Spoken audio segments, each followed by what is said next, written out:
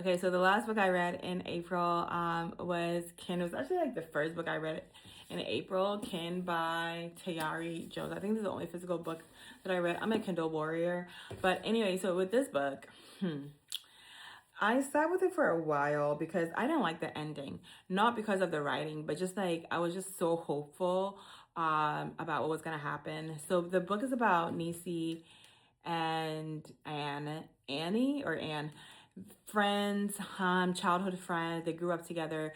They both lost their moms in different ways, and Nisi is kind of like set up to like kind of leave that country life behind. They live in Honeysuckle, I think in Alabama. And it was kind of like, we need to leave this life behind. And they both were thinking this way.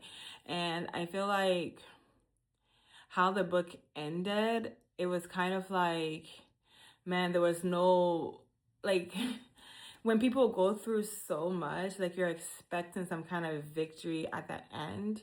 And they never got that. But I loved their relationship from when they were children to when they became adults, and kind of like the challenge of like old, like keeping that sisterhood from like when you were younger, like the person who's known you for so long, trying to maintain that relationship, but like so much is also changing at the same time, and trying to fit each other in your current lives. I think it was a very like a realistic look on friendship and sisterhood and girlhood, when like maybe you start as friends and like you're going the same direction, and then it's kind of like everybody veers off into different directions, and you're trying to be together, and it's just like the logistics are not working, or the things that are important to you now are not as important as before.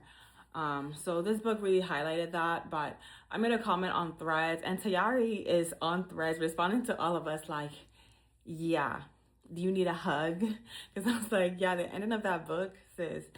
But it was a 5-star for me. One of my 5 stars for this year. Definitely definitely will recommend.